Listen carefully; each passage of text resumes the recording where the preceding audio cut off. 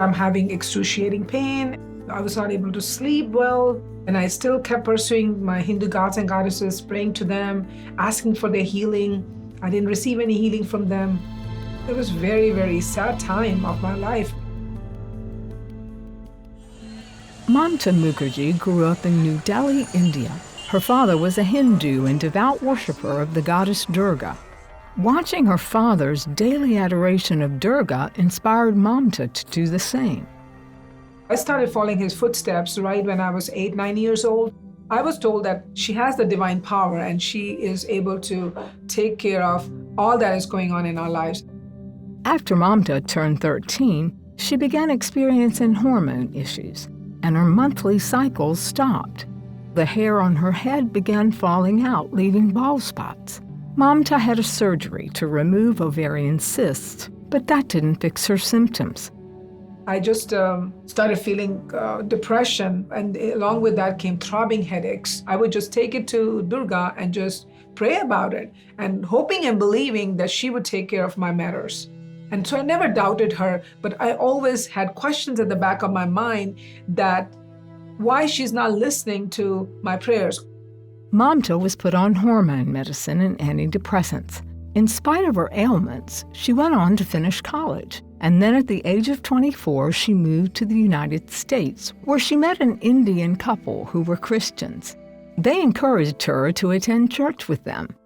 They welcomed me warmly, and the pastor had a very wonderful message about his God, Jesus. After the church, there was something like I felt there was a shift in my soul or in my spirit, because I felt such peace, which I never felt the peace before.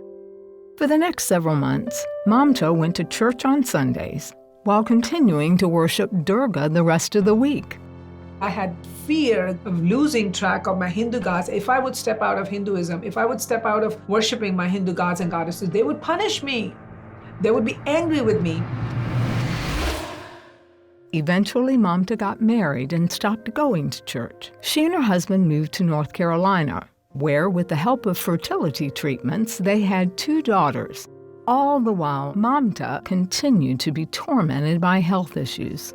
Then comes the excruciating pain I started experiencing from my waist down. It was kind of revolving pain. It would just revolve 24 hours a day. And so I felt so sad in my heart, extremely sad, because my children were little. I felt handicapped.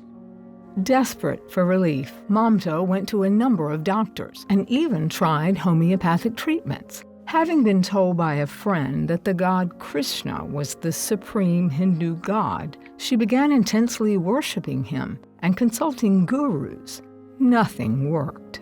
I didn't get any answer from them. So it was just empty. It was just like one-side talk. I was talking and there was no response from those gods and goddesses. So it was very, very depressing time.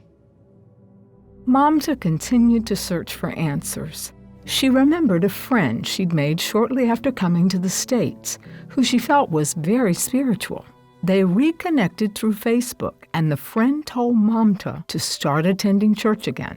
She would always talk about God, and she never mentioned about which God she was talking about. She said, I'm talking about God of the whole universe, the God, the one true living God.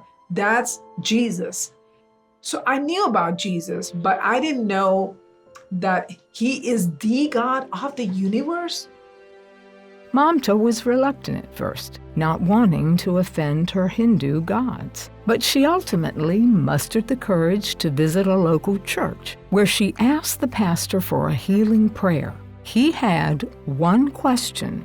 Do you accept Jesus as your Lord and Savior? I said, yes, I do accept Jesus as my Lord and Savior. And then at that point, then they started gathering congregation, and then they started praying for my healing.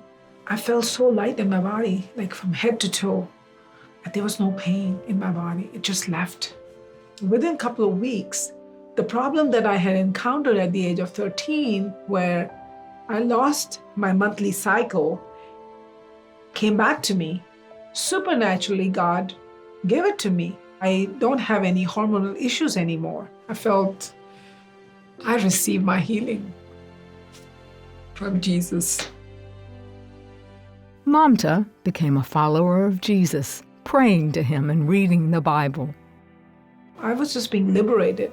I was being set free from something that was holding me back for so many years of my life.